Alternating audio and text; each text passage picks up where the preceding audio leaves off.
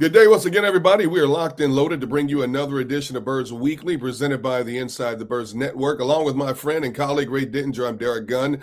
The Denver Broncos are coming to Lincoln Financial Field on Sunday. And Ray, this is an interesting team. I mean, they're 2-2. They've lost both of their road games to the Colts and the Chargers by a grand total of 4 points. But, man, they are a competitive bunch, no doubt about it.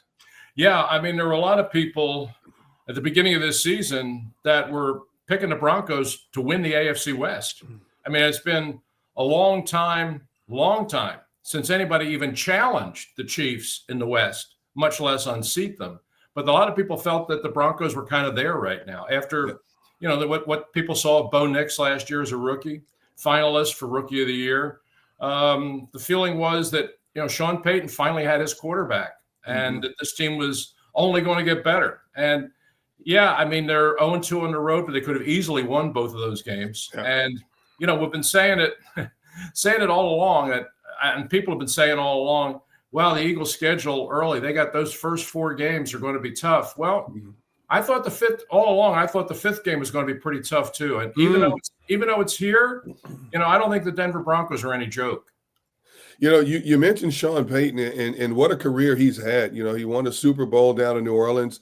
He is one of the winningest coaches all time in NFL history.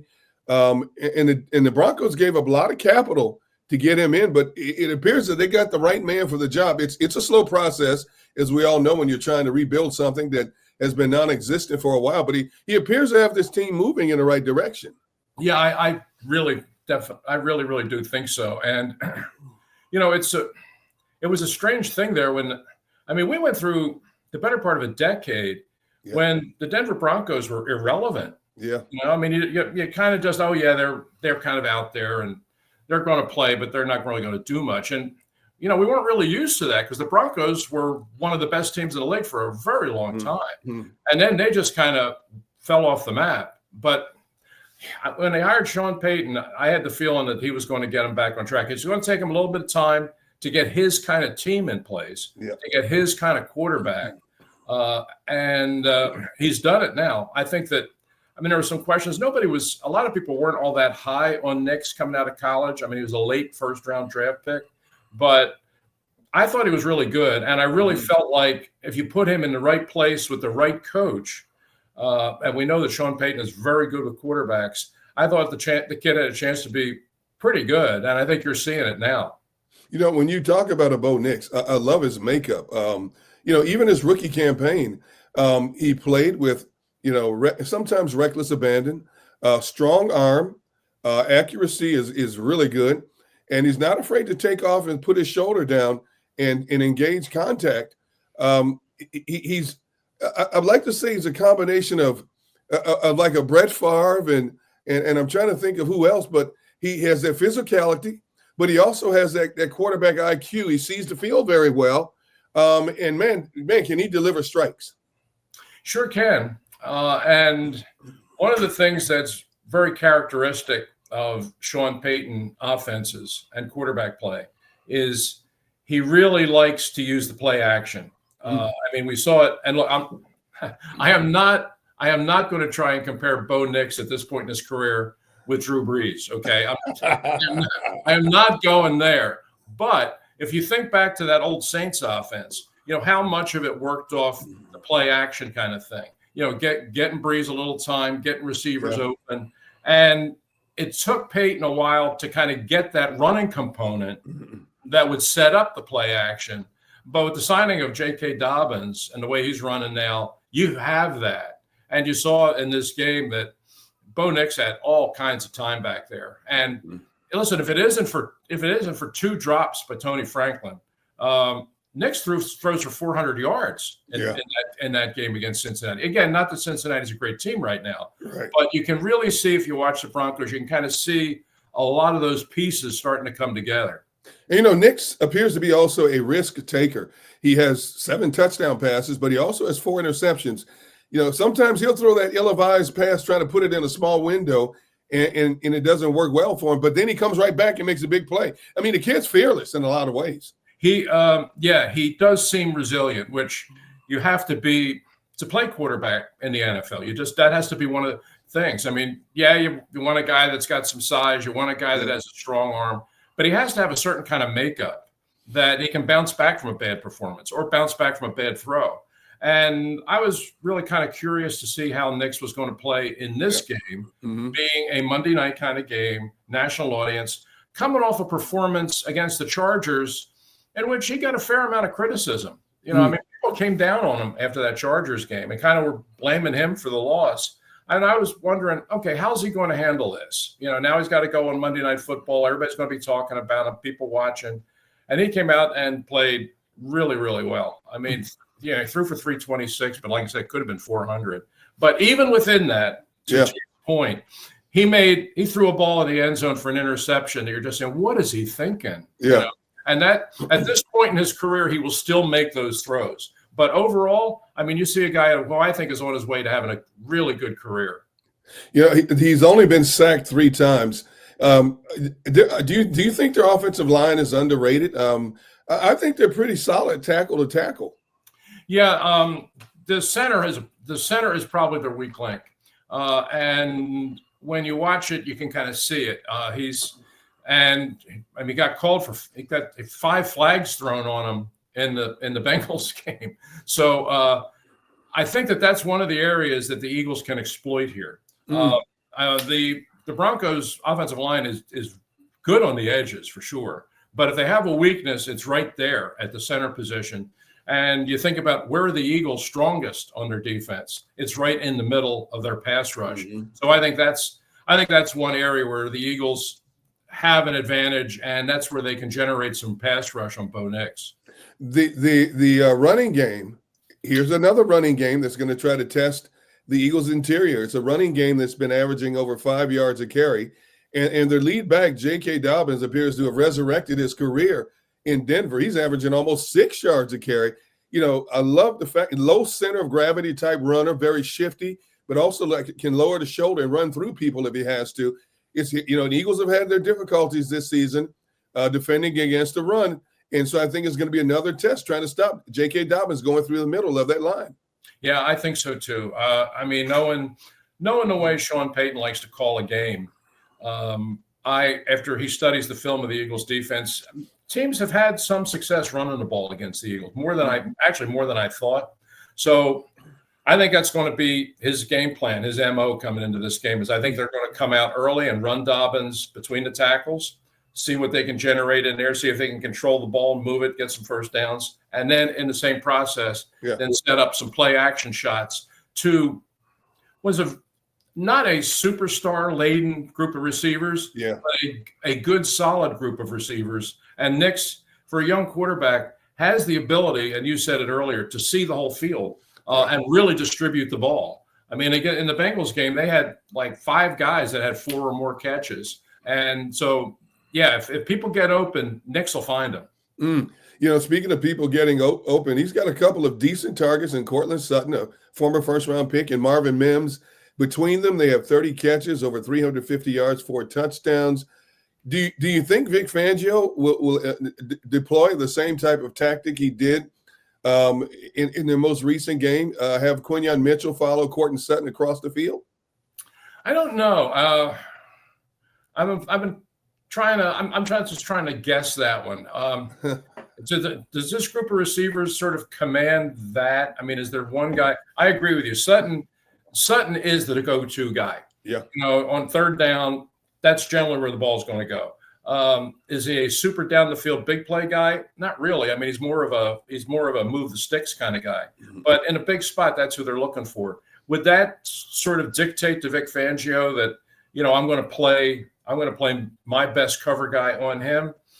I'm not so sure. I don't know. When one of the things that when you watched the Broncos last year, when you kind of saw where this was headed, where you saw what Nix was, the way he was playing, and the way this offense was kind of rounding into form. One area that you just kind of said, man, they need to get better there was tight end. I mean, they got no production out of the tight end. And this offseason, they took a shot at Evan Ingram, who has played a while now, and when he's been healthy, has been quite productive. So they signed him, took a chance, and he's now helped them. Now, I don't know Is he a 17-game answer? Can he play through all season? Yeah. I don't know. It's been a while since he's done that. But right now he's healthy, and he has really upgraded them in an area where they needed help. When I look at Denver's defense, I equate it to a movie that I love to watch called Fast and Furious. Boy, do they fly! They fly to the football. They give up less than 290 yards a game, less than 17 points a game, under 100 yards a game they allow, and they're only giving up like 17 points a game. And oh, by the way, through 4 games, they already have 15 sacks compared to the Eagles with only 6. Vance Joseph, he's coming after Jalen after watching what happened down in Tampa this past weekend in terms of the Buccaneers trying to put pressure on Jalen, especially in that second half. Although Tampa Bay was getting pressure on Jalen with a 4-man front, and they backed out of a lot of the blitzes. But Vance Joseph defense is going to be coming after Jalen. Hey, you know that one guy in the group chat who hit a 5-leg parlay week 1, and he wouldn't shut up about it for the rest of the season? Sounds like Kaplan, right? Yeah, it could be him. It could be you, and we would all want to be you. MyBookie makes it stupid easy to get in on the action, whether it's college ball, NFL, super contest, and survivor pools, all the spreads, player props, and in-game lines that you could want all under one roof. What more could you want than that? If you're new to MyBookie, use our code, THEBIRDS, THEBIRDS, the birds. Use the code, and any bet you choose up to $500 is fully covered. Make your play, and if it doesn't hit, you get it right back when you opt in using your bet back bonus token.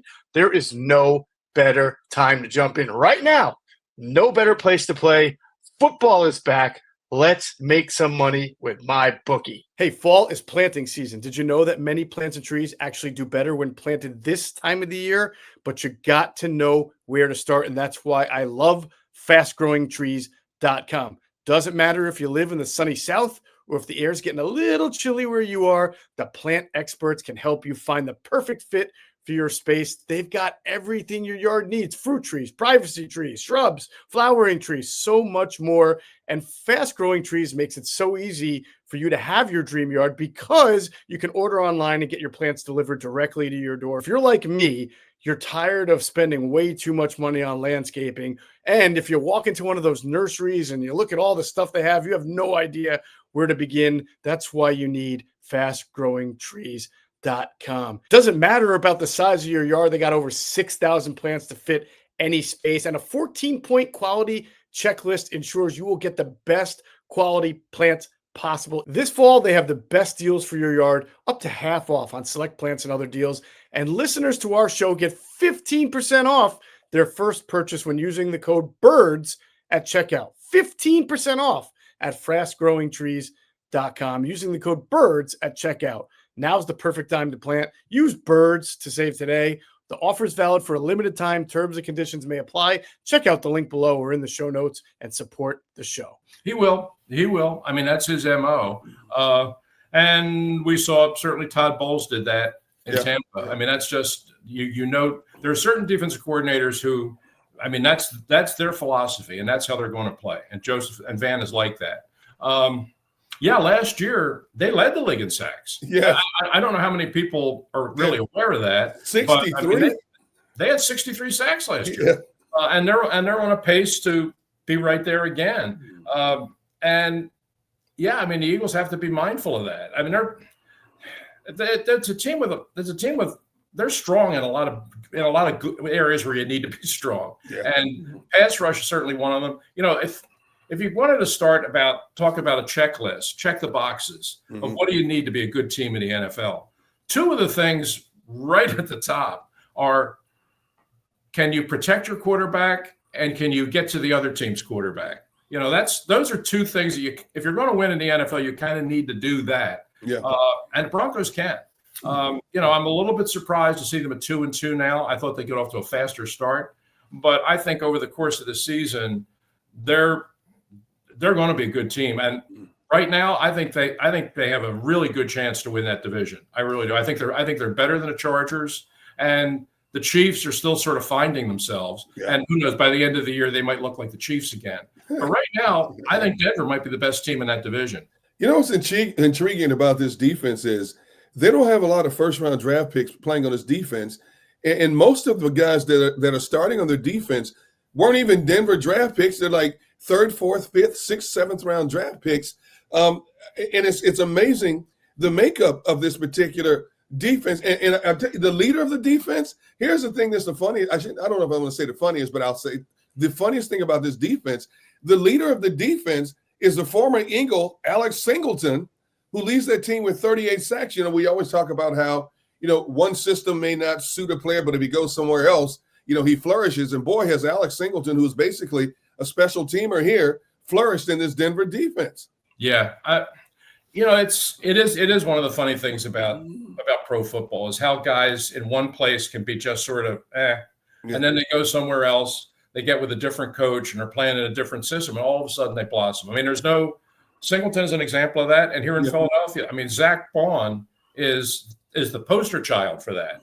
There's a guy that went to New Orleans and was just a on the fringes kind of special teams, occasional pass rusher guy, comes here and Vic Fangio says, hey, I think this guy can play off-ball linebacker, and he winds up being a finalist for Defensive Player of the Year. However, on the other side of it, the Denver Broncos have the reigning NFL Defensive Player of the Year in Patrick Surtain. Yes. And he is still one of the best in the league. I mean, in the game that they played against Cincinnati on Monday night, I mean, he was covering Jamar Chase and held him without a big play, held him to 26 yards receiving.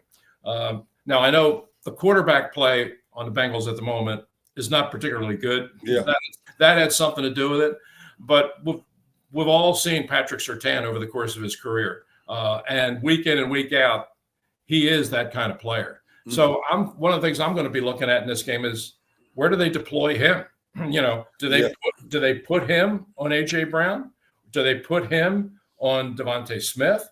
Or do they just play him straight up on one side and just let him take that side of the field? Mm-hmm. Surtain's good enough to do any of it. It's just a question of how they want to utilize him.